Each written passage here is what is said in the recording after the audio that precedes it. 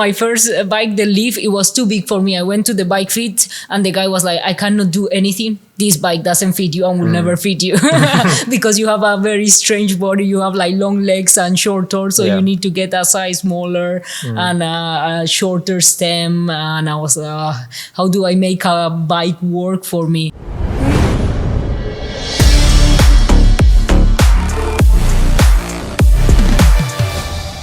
Hello everyone and welcome back to another exciting episode of the Oompa Loompa cycling channel. Today I'm thrilled to have an extraordinary guest with us today, very last minute, but I'm glad that we could make it. We have Sherry here all the way from Netherlands, originally from Colombia.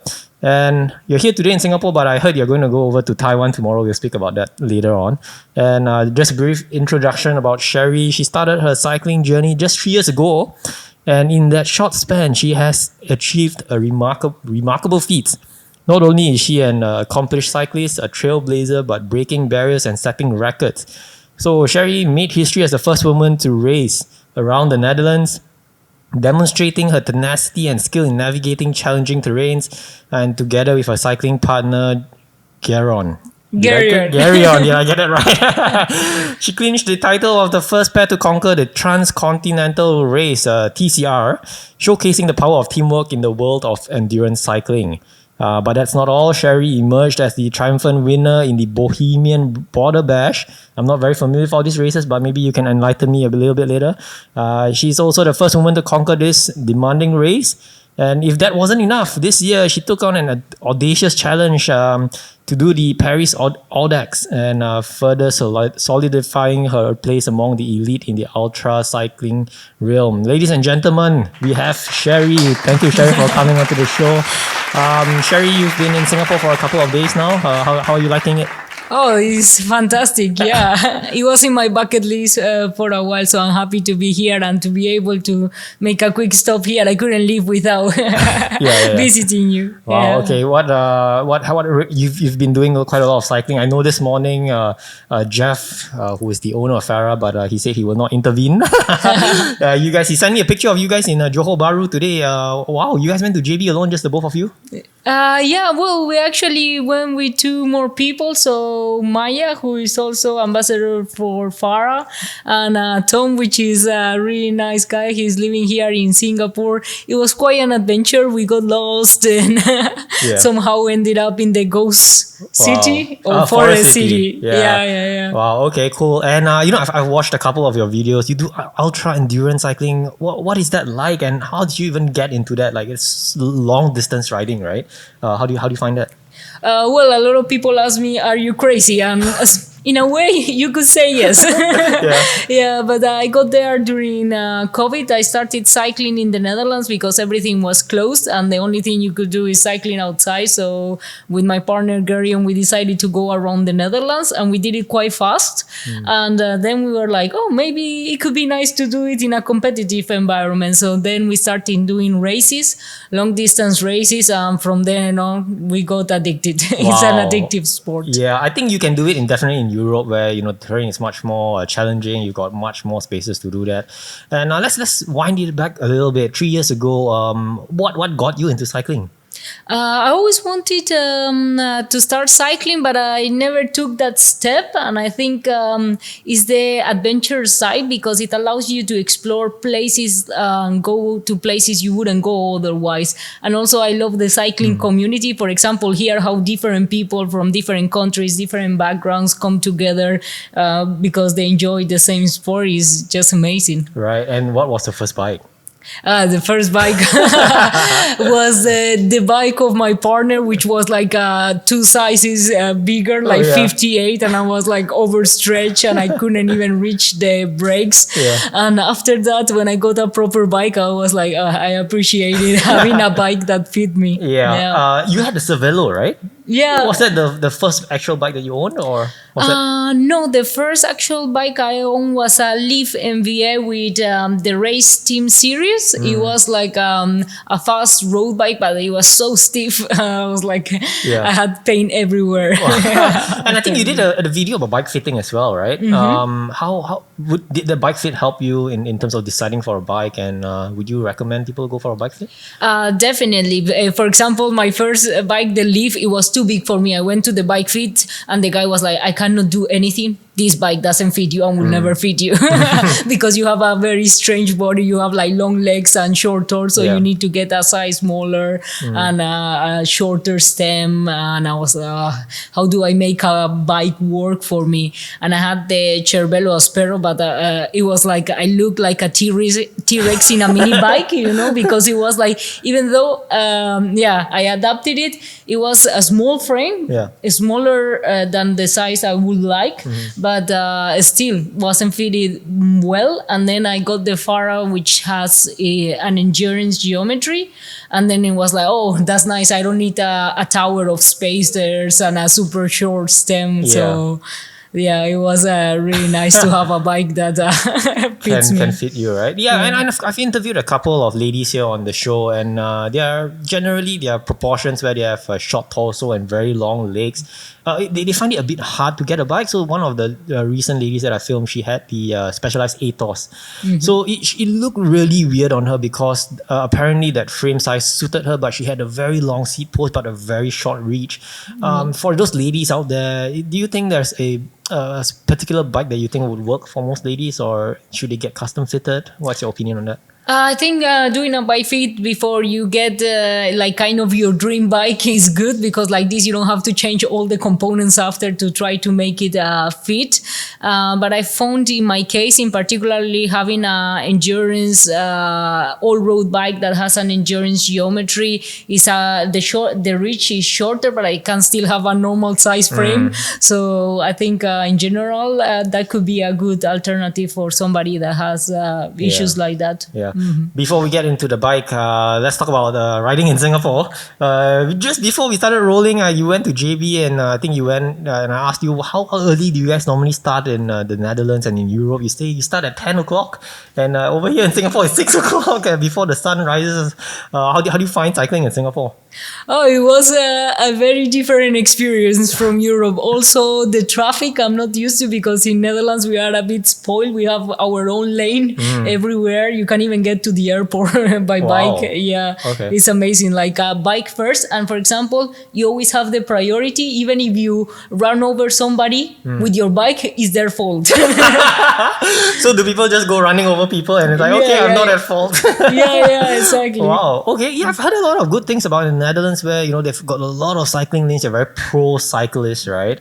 And so you guys you don't even ride on the road. You ride on the pavement, cycling pavement. Yeah. You have perfectly smooth cycle lanes everywhere, and the good thing in the cycle lanes, you don't have traffic lights. So for example, I do a loop of 160 kilometers like every weekend, and I basically don't have to stop. And this is a cycling lane. Yeah. Wow, that's crazy. Yeah. And even over here in Singapore, obviously we don't have much space. Every couple of 200-300 meters, there's another traffic light. Do you find that a bit irritating that there's just so many lights ahead of you? Well, if you're trying to go on your training ride, that could that could be a bit annoying, I guess. And how was the ride to Johor this morning? It was an adventure, I must say. Yeah, we didn't have a route, so we got lost. We ended up in some roads. Yeah. But it was a really nice experience, because you see places you wouldn't see otherwise, and kind of you really start to understand how everything works in the country, and you see different parts of the city. So it's really, really nice. Yeah.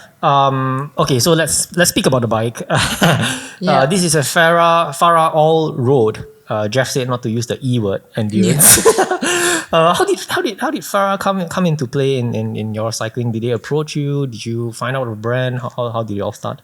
Well, I first saw a Fara bike in a magazine, like Tour magazine. They had like an article about the integrated bags because one thing that I am obsessed about is like bikepacking bags. As a ultra endurance cyclist for races, you want to optimize your setup. So they have these nicely integrated bags directly into the frame, so you don't need to fiddle with straps, etc. So that's when I first heard about Farah, and then Jeff got in touch, and he's an ultra cyclist, so you could see like it's a bike designed for the rider. Sometimes you have really nice bikes, but for most people it will not work. It's like maybe for a Tour of France rider, yes, but for most people it wouldn't work. And the Farah bikes is just like really fun to ride, and yeah, I think it's perfect. For example, in this case, the all road bike for somebody looking into going into endurance cycling, because you can really, it's really comfortable for riding long distances. Yeah, so you ride the Fara All Road. Have you tried any of the other series yet, or you're only riding on this one? Well, yes, I have also the Fara gravel bike. I use it in the race Bohemian Border Bash. I actually won this one, was first woman, and it was my first race. And to be honest, I crashed a lot of times, and the bike survived, so I was really happy. Yeah. And as cyclists, we are always making sure whether our bike is okay instead of ourselves, right? When we drop the bike, is the bike okay? Yeah. A little scratch. Yeah. Okay, and tell us more. Are you familiar with the brand Fara? I'm sure you are. Where is it originally from? Where it's made, and how long have they been in business? Well, the bikes are assembled in Taiwan, and there are Norwegian brand, the Heart. So, for example, the Fara All Road is based on the Oslo project. So in Oslo, you could go on a paved road and all of a sudden enter in a perfectly smooth gravel road. So the bike is designed so you can also use like gravel tires, like that. You can fit up to 35 millimeter tires, so you can go with road tires, with like tires that you could use on light gravel. And I actually went to Oslo and got to ride some of these amazing like champagne gravel, we call it in Europe, when it's perfectly smooth. Yeah, so how does that compare with Singapore roads? Apparently Singapore roads is extremely smooth. Yeah. Do you agree? Yeah, they're very smooth roads, I must say. And I really like the cycling culture here. Like everybody is so nice and social. Like people here go for coffee, food after the ride. In Netherlands, it's like, okay, we finished, we went fast, bye. That is me actually. I have to go back before my wife wakes up. Okay, so you have this is the all road. Could you just give us a breakdown of the bike and your components of choice? So this one is a bike I'm testing here in Singapore, but this one has a SRAM red. It's the same one I have in my bike back in Amsterdam. And every time, because in ultra endurance cycling, when you're doing a race of nearly 4,000 kilometers, you need to look at every component, durability, and also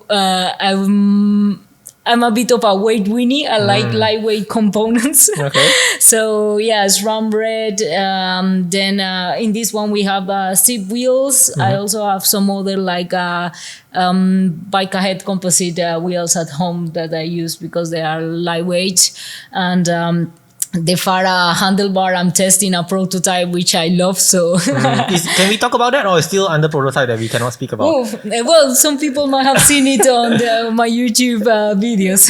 Jeff has given the thumbs up. Maybe can we speak about that? So how does that work? To be honest, is one of the questions I get the most. Is like everybody's like, where can I get this handlebar? So it's because it's like a bit. It looks a bit like the handlebar of some of the Cervelo bikes. It has this split in the middle. S5. Yeah. So it has this split, but you can actually adjust it because it's a two-piece handlebar, and it's super cool. The thing I like the most is that you can clamp directly aero bars, so directly with screws, and it looks super clean. Like for example, like a time trial bike.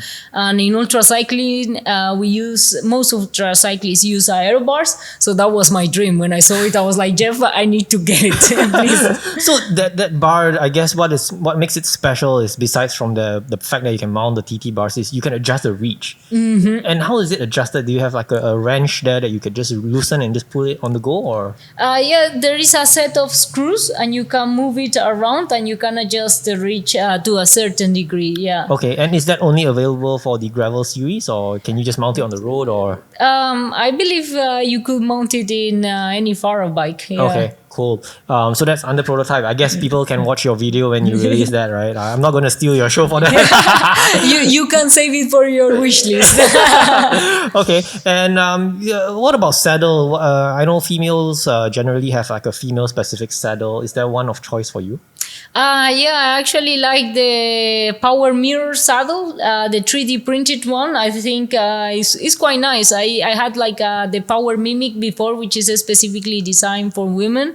And I find like short nose saddle, if you want to ride in more aggressive positions, like on the drops, or you want to you go for a long time in aero bars, for example, that's super comfortable because it allows you to open your hip angle. So then you can go more comfortable and faster. Are you, speaking of hip angle, are you very particular with the crank length? Are you using something very short or very long, like 165, 172.5? No, I have the standard 172, I think. Okay, Yeah. that's pretty long. Yeah. You are quite tall. I think you're almost my height or even taller than me. How tall are you? I'm 174. Well, Yeah. okay, she's taller than me. And what about bike sizing then? How do you decide on bike sizing? Oh, that was a challenge. What I mentioned is like, okay, I'm tall, but the size that I'm supposed to ride, I cannot ride it because of my short torso, because of the reach. And the Fara one, I have like a 53, but before, for example, with the Cervelo one, I needed like a 51 or something. And then I feel like, as I said, a T-Rex in a kid's bike. I was like, oh my God, that looks a bit... Yeah. I didn't like it much, to be honest. I was like, finally, a bike that I look normal on. Yeah, and I think if you have the wrong bike fit, it will definitely jeopardize your riding, and you will not like it. You'll feel super painful on it, and Okay, cool. And do you have a power meter as well? Yes, so I have power meter pedals, but I want to get a crank-based one because it's really important in ultra races to keep your zones and really stay in your zones, because if you overpace, you will pay for it later in the race.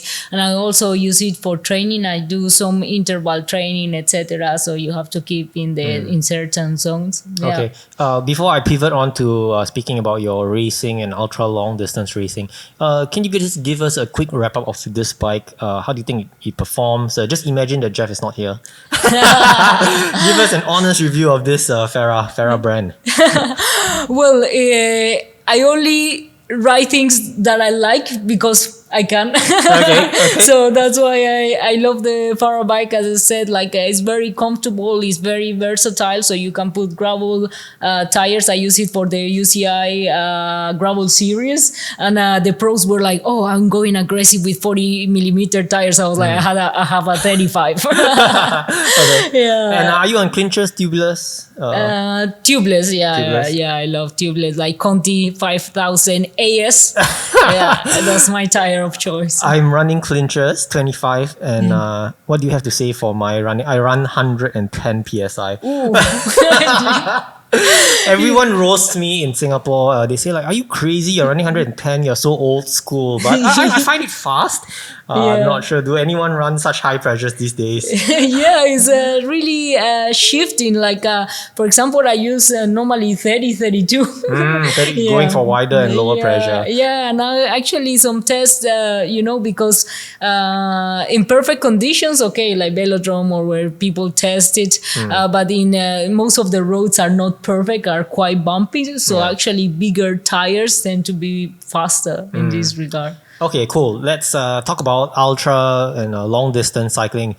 I'm not familiar with this. I've only seen your videos. But how long are we talking about? Like when we mention the word ultra long distance, how long are these races normally? Well, this year I did the transcontinental race, which was the longest race, and it was like 10 days. Yeah. Wow, non-stop. Non-stop. So you go like it was 3,600 or something like this. Oh so my you God. you cross Europe. You walk in this year we went from Belgium to Greece by bike. 3,600 kilometers in 10 days. Yeah. And it's a race, right? Yeah. So the first to cross the line. Yeah. And it's not time-based. Time, yeah, you have your time, and you have your time and at the control points along the way. Okay. Wow. How do you train for all this? What's your training schedule like? Well, when I started cycling, I thought you just ride, but then as I started getting more into it, I got a coach, and now we're doing some. I think it's more polarized training. So you do your base mileage in the weekend, like long rides. Some two, and then you have some intervals during the week or some street spot training, etc. Yeah. And when you go for this kind of races, how do you prepare and bring? What do you bring on the bike? I'm sure you have a lot of baggage that you have. What do you put in the nutrition? If you could just share a little bit more about that. For everybody that is not familiar with ultra cycling is more like ultra races are more like an eating competition rather than a cycling competition. It's like you are eating all the time, so I always try to carry as much food as I can in my bikepacking bags. So normally you use bikepacking bags to carry your gear because you are not allowed to have any support. So you have to go yourself to supermarkets, resupply, repair your own bike if it breaks down, etc. So normally I have the Fara integrated frame bag, which is really cool because you can just remove it with magnets, and it's really like clean look. I really like that. And then I have a top tube bag, a saddle bag, and I have some spare clothes and some repair kit, but mostly food. What kind of food do you put in there? What kind of food do you put in? It's like mostly carbs or? Must confess, I cycle only to eat Haribo. I love Haribo gummy bears. Okay, but do you stop to have like lunch and dinner, or are you always cycling and eating at the same time? No. It's like if you want to be competitive in this kind of events, every minute counts. So you just rush into a gas station or a supermarket, you load your pockets with food, and you continue riding. Wow, I can't imagine. So if it's 10 days, 3,600 kilometers, if my math serves me right, that's about 360 kilometers a day. Yeah. And do you take, I mean, obviously you have to sleep. Are you very particular, like how many hours I sleep before I wake up and start racing again? So a lot of people follow the rules, like, their sleep cycle, so you don't want to interrupt them. So like 90 minutes or 3 hours, so depending on the day. And a lot of people sleep outside, but I like comfort. So I take a hotel and then have a nap for 3 hours and then continue. Okay. Yeah. Is that very crucial to have enough rest and sleep? Can I just do it non-stop and just take very short breaks, and am I able to save time by doing that? Well, some of the guys at the front, they manage with power naps, so they take like 90 minutes power nap and then continue, which I was like, well, sleeping on the side of the road like on a bench or something. I was like, I couldn't do that. That doesn't work for me. What do you think is the biggest hurdle or challenge in terms of doing such long distance racing? What's your biggest fear? Biggest fear? That's really funny. I don't know. You are so tired that you're not scared anymore. Things that will scare you is like, as long as I keep on rolling. But I think having a mechanical or being trapped in the middle of nowhere, like sometimes you go to very remote areas where there's no phone signal or anything like that. Yeah. And I'm sure you don't use a normal road cycling computer. You must use some kind of specific ones that has a lot of mapping used.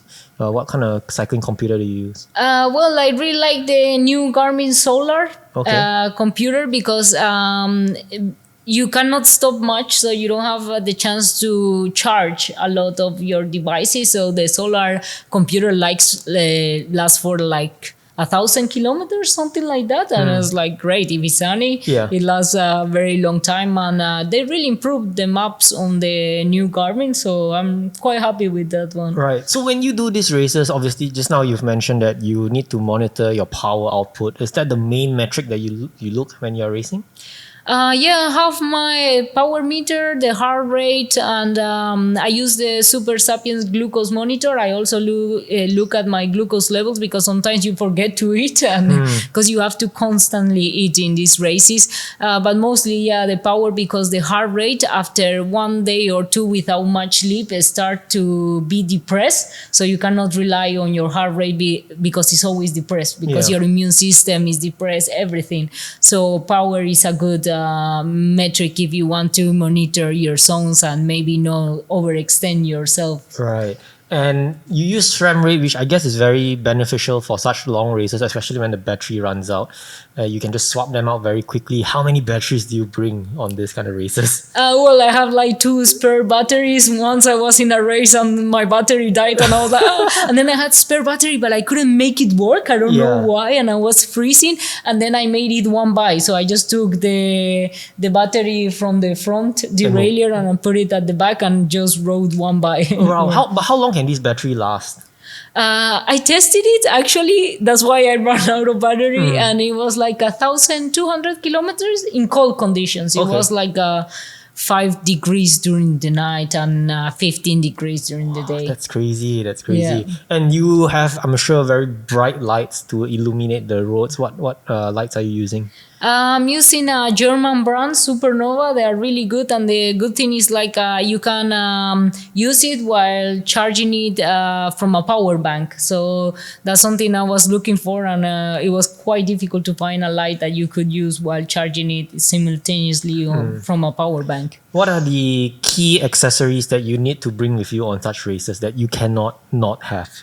Spare pair of bib shorts. How many do you bring with you? One. Okay. No, but lights, bike computer, the bags. I think an aero bars, yes, not only makes you faster, but it's more comfortable, because for 10 days with your hands on the handlebar, you get numbness in your hands and you don't feel your fingers after like a day or two. But if you can change the position, it's better. And also it gives you another sitting point. So you are not seated always upright in the same position. So it's much better. And you run tubeless. Have you ever encountered a situation where you get a puncture, but the sealant doesn't seal itself? And in that situation, what do you do? Do you just put in a tube? Well, I had before tire inserts, and that was terrible because it dried out the sealant. So you could keep on riding with the tire insert, but then it was not good. So if the sealant is not sealing it, I use Dynaplugs. That's like great. I had once like 8 Dynaplugs in a tire, and it was working, and I even used it after the race. So that's the one where you just like patch the hole, right? Yeah. You have a plug and you just click. Wow, and that's works? it. Yeah, it's like the best thing I ever tried. Yeah. Okay, cool. You said you're a weight weenie. Yeah. What is the bike weight? Okay, this is not your bike, but the one back home. How heavy is that bike? The full build with pedals, computer mount for an endurance bike was quite light, like 8 kilos. Yeah, that's quite light. My aero bike, road bike, is 8 kilograms. Yeah, it's quite heavy.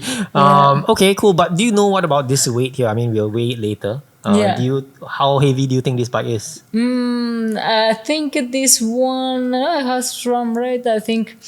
Yeah, like 7 kilos, I think. 7 kilos. That's my guess. That's your guess. Okay, we'll find out later. We'll find out. Okay, before we go on to the Instagram questions that we have, I have a couple for you.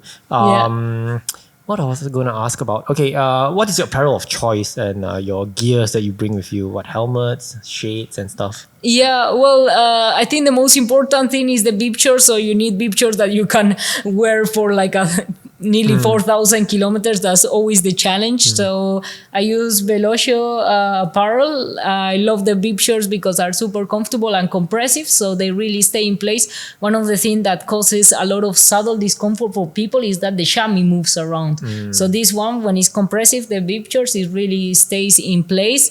And then I use their concept, the concept jersey, because it's quite breathable. So if you go, like, for example, during summer to the Balkans in Europe, it could be really, really warm. So that's quite breathable. And then I love the look of the Cas Proton. I also have, when I want to go fast, like the Cas Utopia, like an aero helmet.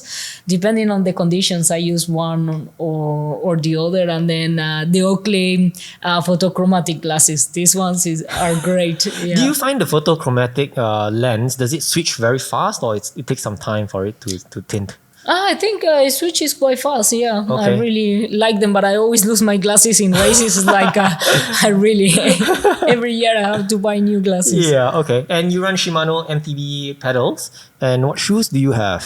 I have Quok shoes. I'd really like, even on road, to have MTB shoes because you have the walking thread. So in ultra races, you have to run in and out of the supermarket quickly. So it's easier also if you have to do some hike a bike or something like this. You never know what you can find in this kind of races. So the Quok shoes, I really like it. I have the Grand Tourer ones that have 2 BOA dials and are really comfortable. And then I have some Silka Aero socks because every watt matters. So I was like, okay, even if it's like 1 watt, 2 watts, I know I will get faster. If every watt matters, are you familiar with the oversized pulley wheel, the OSTW? Everyone in Singapore has it. What do you think of that? Will you ever get one? I have. You have one? What? I use the Kogel oversized pulley wheels both in my gravel bike and in my road bike. Does it work? I don't know if it works, but it looks super cool. It looks cool. It looks cool. Yeah, I mean, but it's expensive. It's like in Singapore, I'm not sure what's the retail price. I think it's north of $500 over dollars. Some people would say it's placebo, that you think that you have that, but it might not, or might make you faster. I'm not sure about that. It's like there's at some point you're looking for marginal gains, let's say. So I think that's when oversized pulley wheels come into place. I think. What do you think is the biggest upgrade a rider can make? Aero bars. Aero bars? Really? Aero bars. It doesn't matter, like you have aero wheels, aero bike. If you put aero bars, it will make it fast. Because of the position. Because of the position and skin suits. But it destroys the look of the bike. You have aero bars, it looks weird. I love the look. Really? I have like super cool ones, like with the Fara handlebar. I can clamp them directly, and it's like this dead one-piece carbon aero bars. And I actually love the look. It looks a bit like a Batman bike. Okay, so do you have any other bikes or just the Fara ones for now? Just the Fara ones. Okay, so we'll move on to some questions from my followers, or could be your follower as well. But before I go there, I was speaking to my friend, and I was like, I'm going to interview Sherry, and obviously some of them know you. And he has one question for you. This is from my personal friend. She says, I'm curious to know how you fund your races. Do you have a day job, or are you sponsored? I have a day job. Actually, last year I used all my vacation for ultra racing. My colleagues were like, what? You're going to race for 10 days, sleeping outside? It's like, that's my vacation. Okay. But now I have a more flexible job, so I can do even more races. But YouTube, how did you start YouTube? What inspired you to start doing YouTube? I started doing YouTube videos when I was a teenager, and I really enjoyed it. And then I found cycling, and I wanted to share the journey because I found there was nobody else that showed what happens really. It was a bit, the content I saw about ultra cycling or for beginner cyclists was a bit glossy. So I wanted to show how is to start in these kind of events, and, show the good, the not so good. So for anybody that wants to do it, they know what they are getting into. I realized in your YouTube channel, most of the popular videos are all on the ultra cycling, and it's very interesting. And what camera do you bring to film all of this? I bring my GoPro phone, and also the Sony CV1 is a really compact one, and I really like it. You can put it on your top tube bag and easily reach it during races. Where do you think your YouTube channel is heading? What's your plan for the YouTube channel? Well, I want to create more. I don't want to make it about me. I want to create more a platform so that has like useful tips. Also, I started my podcast to have like yourself interesting conversations with people and speak about things that you wouldn't do in like a video. So like this, you have the chance to ask questions. And I also have my blog where I share the routes because a lot of people ask me, "Oh, can you share the routes of your bikepacking trips?" So like this, they can do it also. Wow. Okay. All the best with that channel. Thank you so Maybe much. next time you can have me on if I'm ever in Europe. Yeah, well, the podcast is online, so Okay, you can yeah. connect from here. Yeah, sure. Okay, so let's go on to the questions. The first question from submitted: how do you manage saddle sores? Oh, that's where the good bib shorts comes in place and the bike fit. Yeah. So if you have a good bike fit, you have your reach, and also your sitting position dialed. That's what makes the difference, I think. And really finding, as I said, like I like the compressive bib shorts because the chamois stays in place. Yeah. Do you think it's more of the chamois or it's more of the bike fitting and the saddle? Which one is the most important one? I think it's both is how they interact with each other. So, for example, you find like some saddle bib short combination that really works. But for if your bike fit is bad and you're moving all the time in the bike, like trying to reach your brakes, etc., because maybe your reach is too long, then you will be more likely to get saddle sores. So I think your bike fitting, I think, Bike is the fitting. most important. Yeah. Okay, so and everyone. a good pair of bib shorts. Yeah. Okay, and good pair of bib shorts. Next question is: what keeps you awake for long rides? Haribo. Well, I found really useful the glucose monitor because you can see sometimes there's a chart, and if you see it dips your glucose levels, normally you get very sleepy. So I know when I'm gonna get sleepy, and then I try to have a Coca-Cola or something with caffeine to keep awake. So glucose monitor, how does that work? You got to pin it into your bloodstream and then use an app that taps into that. Yeah, Wow. exactly. You have like a patch. Yeah. It uses like the same sensor that they use for diabetic people. And then the one I use, Super Sapiens, you can even connect it with your Garmin, so you can have the glucose value in your head unit. Oh, really? So it also, you can set alarms, and if your blood glucose is dropping, it will give you an alarm. So you are like, oh, okay, I have to eat. Because the problem in ultracycling, a lot of people don't eat enough, and then they are like getting sleepy, or they run out of energy. Yeah, you start having even pains, like and then you eat something and it's like, oh, I'm okay again. Yeah. Have you ever fallen asleep while cycling? I think so. Yeah. I think there's like these micro naps that you're like, oh. Yeah. Or sometimes you start having hallucinations. Like a lot of times, did this happen? It's Oh my like, that God. can't be real. Yeah. Wow. Okay. And what happens in a race where I just want to call it quits and I want to DNF and did not finish, right? Yeah. Is there someone that's going to pick me up, or how does that work?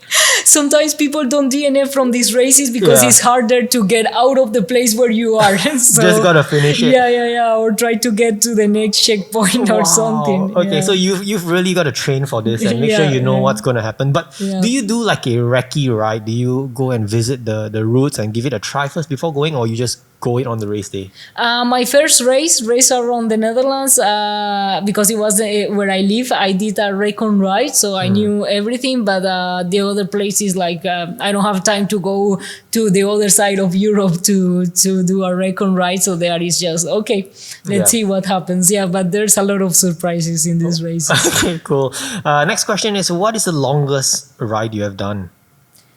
In one go, I Yeah. think 500 kilometers in one go. In one go? Is that in a day or over 2-3 days? No, without stopping. We did it 24 hours. We went from Amsterdam to Paris. Yeah, no, but I think the longest one was in a race. We didn't stop for nearly 1,000 kilometers. Yeah, Oh, this is insane. Okay, cool. Next question is: what is your most treasured accessory on ultra rides? The bib shorts. The bib shorts. Yeah, Wow. yeah, Okay. yeah. Are you very particular with a certain brand, or Yeah. any brand works for you? Yeah, the Velocio ones are the only ones that works for me, and also because it has this fly-free feature for females, is like you don't lose time if you have a nature break. Let's Wow, say every yeah. minute counts. So Yeah. Okay. Yeah. That is all I have for you today. Yeah. Again, Sherry, thank you so much for coming and spending the time here with me. Again, everyone, please do check out her YouTube channel. She's very popular on YouTube. Sherry, buzz along. We got free airtime here. If you've got anything to say to fellow viewers here in Asia and Singapore. Yeah, I'm really excited to explore, and thank you for the warm welcome, and looking forward to see the new places. I think tomorrow we're going to Taiwan. Taiwan. So, Are you going anywhere after Taiwan, or are you going back? No, just Taiwan. Yeah, Going back. All right. And hope to see you again next time, either in Singapore or if I visit Europe. And round of applause for Sherry. Thank you guys. Sé que como un trofeo quieres tenerme, pero I don't need no one. Que yo ya sé que de ti I got to stay, we got to stay away.